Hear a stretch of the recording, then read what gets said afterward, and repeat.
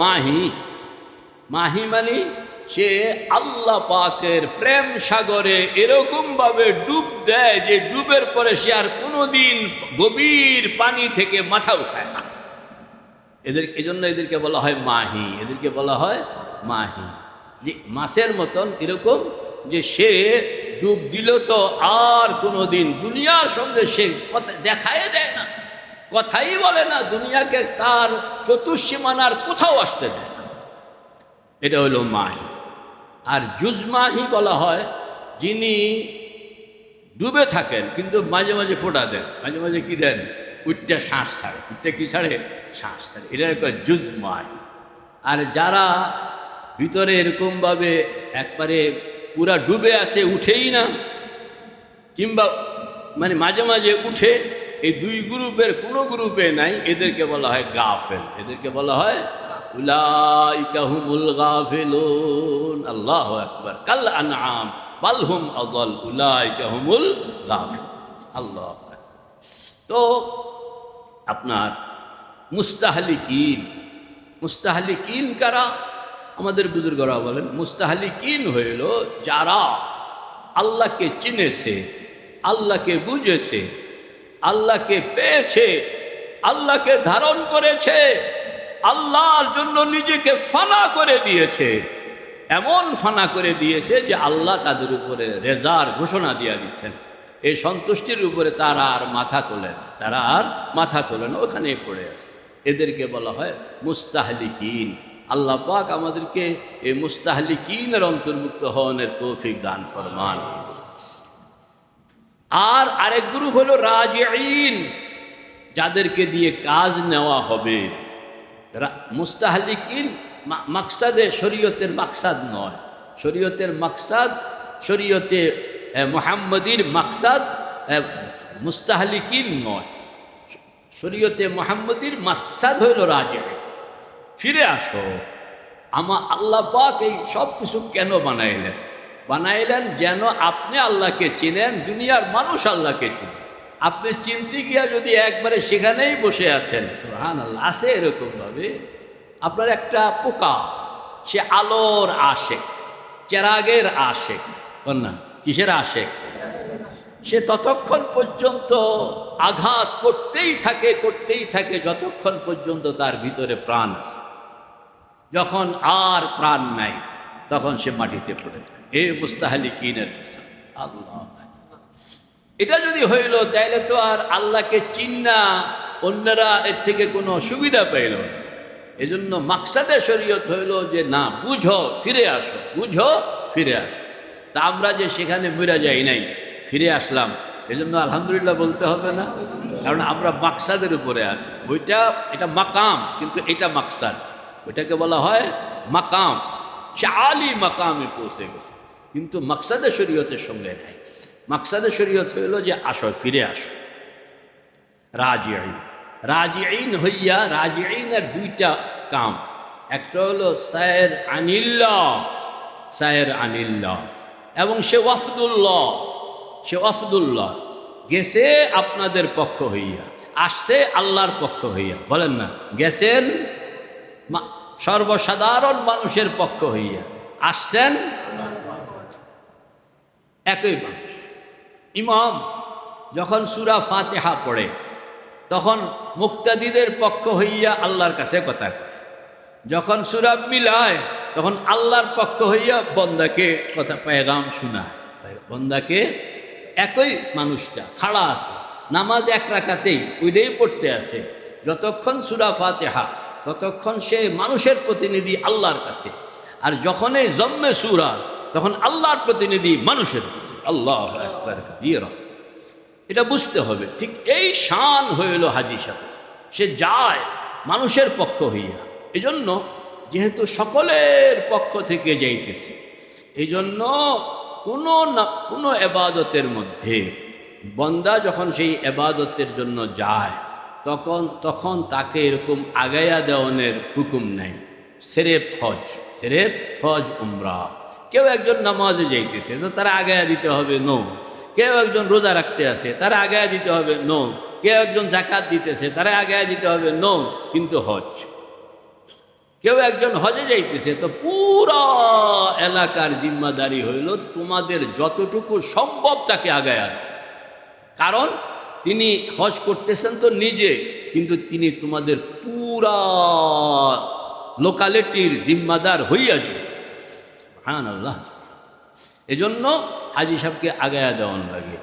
আবার তিনি যখন ফিরে আসেন তখন তিনি আল্লাহর প্রতিনিধি, আল্লাহর প্রতিনিধি, আল্লাহর প্রতিনিধি, অনেক সম্মান। এজন্য তাকে যত দূর পারো আগাইয়া আনতে হয়, আগাইয়া আনতে হয়। লিখছে আমাদের বুজুর্গরা, যেই বন্দা হজে যাইতেছে কেউ একজন, তো আপনি যদি তার কপালের দিকে তাকাইয়া, কপালের দিকে তাকাইয়া মনে মনে দোয়া করতে থাকেন যে আল্লাহ আমাকে মাফ করে দেন, আমারে হজে যাওয়ানোর জন্য ব্যবস্থা করে দেন। দেখছেন তার কপালের দিকে, কোন দিকে? কপালের দিকে। যেই কপাল কত ভাগ্যবান, বাইতুল্লাহ যাইতেছে, আপনি তার কপালের দিকে তাকাইয়া শুধু মনে মনে দোয়া করবেন। আবার সে যখন ফিরে আসে তখন তার পায়ের দিকে তাকাইয়া দোয়া করবেন যে আল্লাহ এই পাও কত সম্মান, বাইতুল্লাহ তওয়াফ করে আসছে, মাতাফে হাঁটছে, জিয়ারাতুন নবী সাল্লাল্লাহু আলাইহি সাল্লামের সেখানে গিয়া দাঁড়াইয়া সালাত ও সালাম পেশ করছে, এ পা কত ধন্য। এ পায়ের দিকে তাকাইয়া আপনি যেই দোয়া করবেন, বিশেষ করে আল্লাহ আমি একটু হজে যাইতাম। তা আমাদের বুজুর্গানে দিনের তাজরিবা, যেই বন্দা এরকমভাবে আমল করে সেই বন্দার জন্য আল্লাহ পাক মওতের আগে যেই কোনো উপায়ে হোক তাকে মক্কা শরীফ অবশ্যই নিয়ে আসা। এজন্য তালিম দেওয়া হয় যে তুমি যদি হজ করতে চাও তাইলে 3টা কাম করবা। একটা কাম হলো হাজী সাহেবদেরকে আগায়া দিবা, কপালের দিকে তাকাইয়া দোয়া করবা। হাজী সাহেবদেরকে আগাইয়া আনবা, পায়ের দিকে তাকাইয়া দোয়া করবা। আর হজের জন্য মানুষকে দাওয়াত দিবা, হজের জন্য মানুষকে দাওয়াত দিবা। আল্লাহ পাকের কাছে দোয়া করতে থাকবা, মৌতের আগে অবশ্যই তোমার জন্য আল্লাহ পাক হজ ব্যবস্থা করে দেবেন। কেউ কেউ তো এরকমও লিখছে যে कोई तो मक्का मुकर्रमा जाता है और किसी के पास हरमैन खुद आ जाता है। अल्लाह अकबर। कोई तो हरमैन जाता है, बोलन ना, कोई तो हरमैन और किसी के हक में हरमैन खुद आ जाता। আমাদের बुजुर्ग हाजी अमदादुल्लाह फारूकी महाजिर मक्की रहमतुल्लाह अलैह बोलें कि अगर कोई हरमैन जाए तो उनको तो वो हरमैन मिलेगा जो उनके वक्त मौजूद है। उनके वक्त যেমন আমরা এখন হারামাইন গেলে যে মসজিদ দেখি এটা সৌদি আরবে সৌদি সরকারের বানানো, আল্লাহর হাবিবেরটা দেখাও যায় না, বুঝাও যায় না, ঠিক না বে ঠিক? अगर हरमैन आपके यहाँ आ जाए तो ये हरमैन नहीं आएगा, वो हरमैन आएगा जो जहाँ खुद पैगंबर मौजूद। অনেক ওয়াকিয়াত হযরত থানবী আনছেন যে কিভাবে কিভাবে যে কানতে আসে আল্লাহ মক্কা শরীফ বুড়া এতে 3 দিনও ব্যস্ত না। হ্যাঁ, হেই বেড়া কয় যে আমি মক্কা শরীফ যাইতাম, যে হয়নি বেড়া তো শরীরেও তো ভুলেইব না, তো কয় যে কান্দ, তো তুমি মক্কা শরীফ হয়তো যাওয়ানোর সুযোগ হবে না, লেকিন কান্না যদি সহি হইল তো হারামাইন তেরে পাস আ যায়গা। কিভাবে আসবে? এটা স্বপ্নের মধ্যে আসতে পারে, মুরাকাবার মধ্যে আসতে পারে, মুশাহাদার মধ্যে আসতে পারে। আর যিনি আনবেন, যিনি যাওনের তৌফিক দেন, তিনি আবার বাইতুল্লাহ হারামাইনও আপনার বাড়িতে আননেরও ব্যবস্থা জানেন। তার কাছে ব্যবস্থার কোনো অভাব নাই, কোনো অভাব নাই, কোনো অভাব নাই। তো মেরে ভাই ও দোস্ত বুজুর্গ, 6টা কাম আমরা যেই স্টেজে আছি সেই স্টেজে কয়টা কাম? এই 6টা কাম যদি আপনি করতে না পারলেন তাহলে কিন্তু 4র্থ স্টেজ পাবেন না। আর 4র্থ স্টেজ যদি আপনি না পান তাহলে ওয়াতিমুল হজ্জা ওয়াল উমরাতা লিল্লাহ হইল। এটা আল্লাহ পাক বলছেন কমপ্লিট করো, বলেন না? আল্লাহ পাক বলছেন মানে 4টা অংশ কমপ্লিট করো। কয়টা অংশ? যাওন, ঘুরন, ফিরে আসন, তাকে মজবুত করুন। 4টা অংশকে কমপ্লিট করো। ওয়াতিমুল হজ্জা ওয়াল উমরাতা লিল্লাহ, ইখলাসের সঙ্গে এই 4টা অংশকে মজবুত করো। তো আল্লাহু আকবার, যেহেতু আপনি ওয়াফদুল্লাহ, বলেন না, যেহেতু আপনি কি আল্লাহর প্রতিনিধি, আল্লাহর প্রতিনিধি, এজন্য হুকুম চলে আসছে হাজি সাহেব যখন বাড়িতে আসেন তখন তোমরা আগাইয়া গিয়া তার সঙ্গে দেখা করো, কারণ সে এখন সে নয়, কন্যা সে এখন, জোরে কন্যা, সে এখন বিদেশে খেলতে গেছে। বেটা সারা দুনিয়া কাঁপাইয়া আসছে, খোদ রাষ্ট্রপতি গিয়া বিমানবন্দরে হাজির, ঠিক না বে ঠিক? আরে খেলায় সারা দুনিয়াকে ফেল করা এটা তো কোনো ব্যাপার না। আর যদি তোমার দিল আল্লাহ পাকের আরশ পর্যন্ত গিয়া থাকলো, আল্লাহু আকবার, তার মকাম আরো অনেক উপরে, অনেক উপরে, অনেক উপরে। এই জন্য হুকুম হইল আগাইয়া যাও এবং তার সঙ্গে তাকে সালাম দাও, মুসাফা করো এবং তার কাছে দোয়া চাও, তার সঙ্গে হাত উঠাইয়া এরকম নিজের গুনাহের জন্য আল্লাহ পাকের কাছে কান্নাকাটি করো। এটা শরীয়তের হুকুম। এবং এই হাজি সম্পর্কে বলা হয়েছে, হাজি সাহেব দিলওয়ালা হাজি, বলেন না কি ওয়ালা হাজি?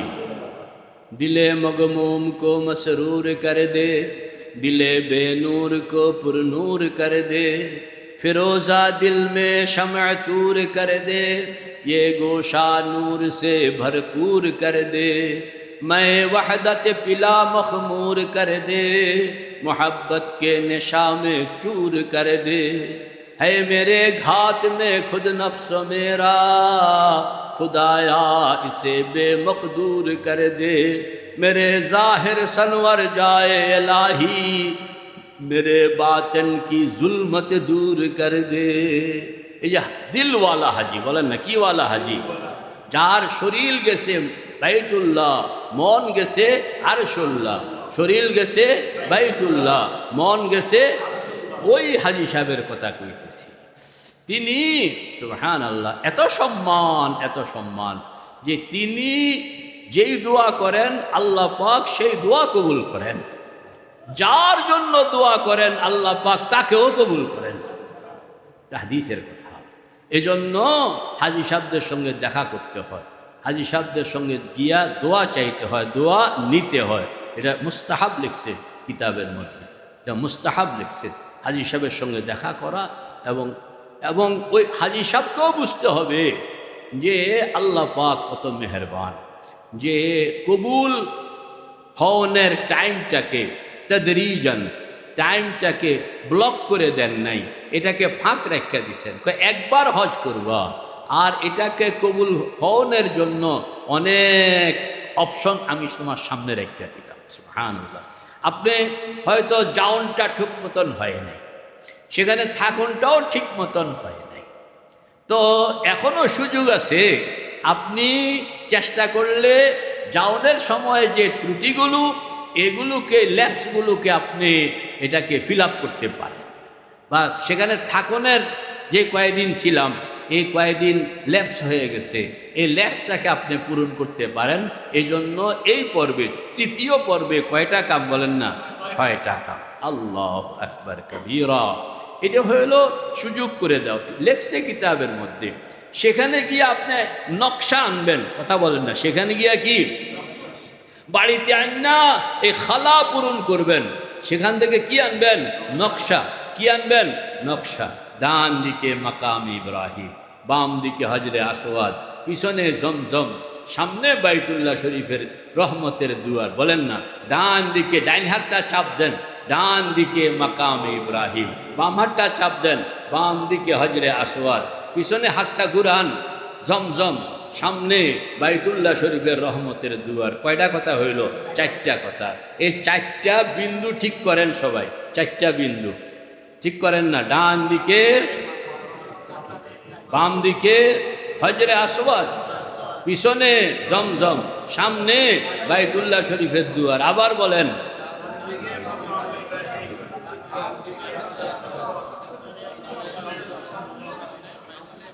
মুখস্থ হয়েছে নি? এই 4টা বিন্দু যখন আপনি ঠিক করবেন, ঠিক করেন, চোখ বন্ধ করে আপনি যখন এভাবে ডান দিকে মাকাম ইব্রাহিম, বাম দিকে হজরে আসওয়াদ, পিছনে জমজম, সামনে বাইতুল্লাহ শরীফের রহমতের দুয়ার, যত রহমত নাজিল হইতে আছে এখানে নাজিল হইতে আছে, দুয়ারের সামনে আমি, তখন আপনি চোখ বন্ধ করে 4টা স্টেশন যখন জল্পনা কল্পনা করতে থাকবেন, তখন এই হাজি এখন ঢাকাতে নাই, এই হাজি এখন কোন জায়গায়? নকশাটা নিয়ে আসবেন। এরপরে 1 দিনে 2 দিনে 3 দিনে 5 দিনে 1 সপ্তাহ 1 মাসে এটাকে বসাইবেন। বলা হয় যে জীবনে হজ ফরজ হইল একবার, কিন্তু এটাকে ভরটকরণ লাগে মৌত পর্যন্ত, মৌত পর্যন্ত। তাইলে আপনি এই 4টা বিন্দু যখন শিখে গেলেন, তখন আপনার এই হজ আর 1 দিনের হজ হয় না, এই হজ হয়ে যায় মানে 100 বর্ষের হজ, বলেন না? যখনই বসে মসজিদে গিয়া বসছে, বিসমিল্লাহির রহমানির রহিম, মসজিদে নামাজ 2 রাকাত নামাজ পড়া বসলাম, চোখটা বন্ধ করণের লগে 4টা কথা মনে করতে আসে। তো এখন আর এটা জায়গাটার নাম জানি কি, এই জায়গাটা হ্যাঁ গ্রিন মডেলে আপনি নিজেকে পাইবেন না, আপনি নিজেকে পাইবেন বাইতুল্লাহর সামনে, নিজেকে পাইবেন বাইতুল্লাহর সামনে। এই যে সেখানে গিয়া যে নকশাটা লইলেন, এই নকশাটা আপনাকে মৌত পর্যন্ত বাইতুল্লাহর সামনে বসায়া দিলেন, যে যখনই আপনি মন চাইবে, যখনই আপনার দিল চাইবে, আপনি খালি ডাইন হাতে একটা চাপ দিবেন, বাম হাতে একটা চাপ দিবেন, এমনি একটা ইশারা করবেন, এমনি একটা ইশারা করবেন। এখন আপনি আর এখানে নেই, আপনি কোন জায়গায় চলে গেছেন? আল্লাহু আকবার কবীরা। আমাদের বুজুর্গরা বলেন যে বাইতুল্লাহর সামনে বসার জন্য, বাইতুল্লাহ গিয়ে চান্স পায় না, কথা কন না, বাইতুল্লাহর সামনে বসনের সকলের অভিলাষ, কিন্তু বাইতুল্লাহ গিয়া নো চান্স। সেখান থেকে সেরেফ নকশাটা আনা, সেরেফ কিটা আনা হয় যে বাইতুল্লাহ দুয়ারটা কীরকম, মাকাম ইব্রাহিমটা কীরকম, হজরে আসওয়াদটা কোন দিকে, তারপর জমজমটা কোন দিকে, এই একটা সারাউন্ডিং সেখান থেকে শিখে আসে, দেখে আসে। দেখনের পরে বসনের যা কাম এটা বাড়িতে এসা, সুবহানাল্লাহ। বলে আমার 1 ঘন্টায় হবে না, 2 ঘন্টা, বলে ঠিক আছে। 2 ঘন্টায় হয় না, 3 ঘন্টা, বলে ঠিক আছে।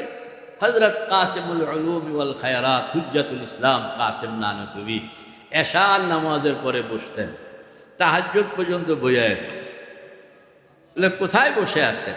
আল্লাহ, ওনাদের হাল তো ছিল আরও উপরে, যে গদা খুদরা তোরা সুলতান চুদিদম, গদা খুদরা তোরা সুলতান চুদিদম, বদর গাহে তুয়ে রহমান দিদম। ও আল্লাহ, কত শুকর আদায় করব।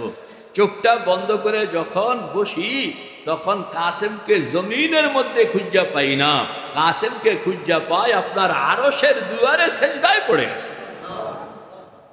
কল্পনা, মুরাকাবা, সেজদায় পড়ে আসছে কোন জায়গায়?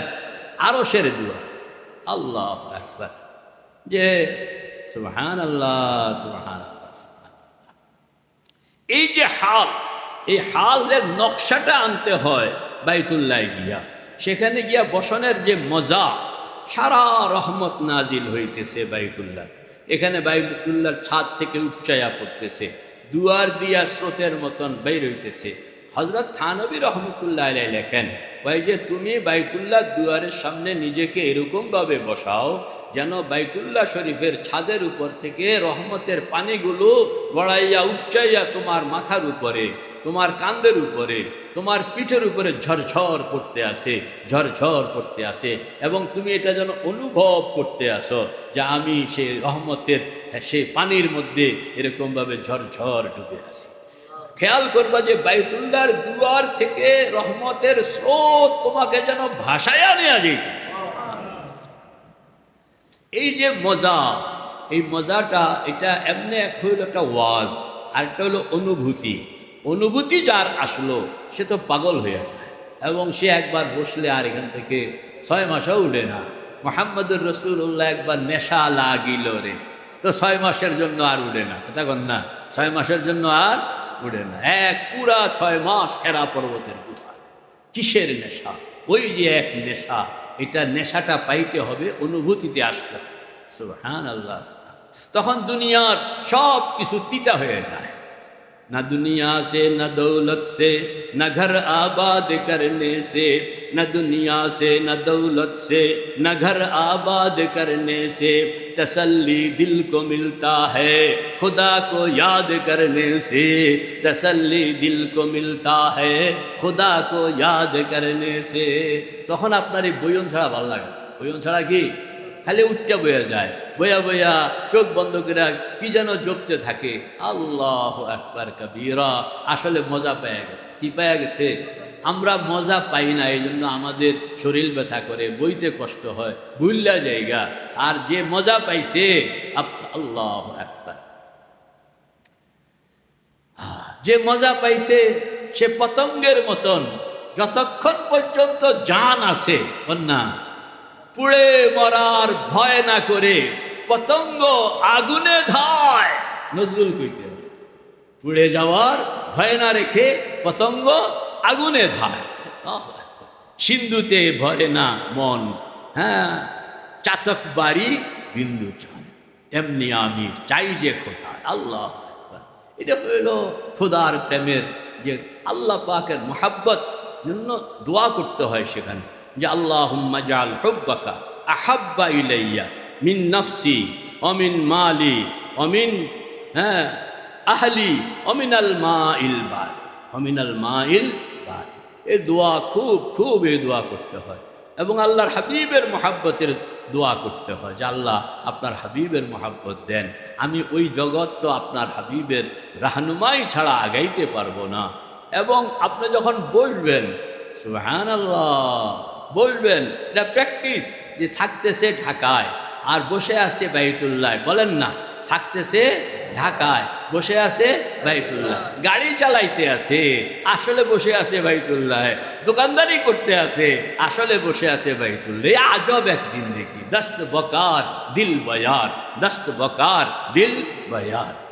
হযরত বাহাউদ্দিন নকশবন্দি রহমতুল্লাহ আলাইহি বলেন যে আমি বাইতুল্লাহ হজে গেলাম, তো দেখলাম যে একজন আলেম কিসিমের মানুষ, উনি আরও লোকজনকে বাইতুল্লাহর গিলাফের ভিতরে মাথা ঢুকাইয়া দিয়া নিজে বাইরের থেকে এরকম জড়াইয়া ধইরা কাঁদতে আসে আর দোয়া করতে আসে, কাঁদতে আসে আর দোয়া করতেছে, এমন দোয়া, আল্লাহু আকবার। আমার এত ভাল লাগতেছে, আমি গিয়া, আমি তো আর টিকিট করি নাই, কথা বল না, আমি তো আর কি করি নাই, টিকিট করি নাই, বিনা টিকিটই। এজন্য ওনাদের সঙ্গে বাড়তি হইয়া মানে মাথা ঢুকাইয়া দিয়া আমিও মোটামুটি কান্দনের মধ্যে শরিক হইতে চেষ্টা করি। মাথা ঢুকাইয়া দিয়া যখন চোখ বন্ধ করলাম, তখন দেখি হুদা, কথা বল না, তখন দেখি কি এটি সব মেকি, এটি সব কি মেকি, বানোয়াট, কোনো আল্লাহ পাকের সঙ্গে এদের আদৌ কোনো সম্পর্ক নাই। এটি হলো পেশাদার লোকেরা বিভিন্ন মাজারে গেলে এরকম মাজারের গিলাফের ভিতরে মাথা ঢুকাইয়া দিয়া, এরপরে খাদেম সাহেব যা কিছু চাউনের সব খাজা সাহেবের থেকে লইয়া দিতে আসে, আসলে হুদা, আসলে কি হুদা। আল্লাহ, দিলের সেই নুরানিয়ত নাই, সেই মুজাহাদা নাই, তাহাজ্জুদ নাই, ইত্তেবায়ে সুন্নত নাই, তারপর আমল নাই, নামাজ নাই। আল্লাহু আকবার। এই বেড়া আপনার খাজা সাহেবের সঙ্গে দিল টু দিল কথা কইতে আছে, তো ওই লোক দিল টু দিল কথা কনের লোক আছে ভিন্ন মিয়া সাহেব, যারা খাজা সাহেবের লগে দিলে দিলে কথা কয়, এরা লোক ভিন্ন।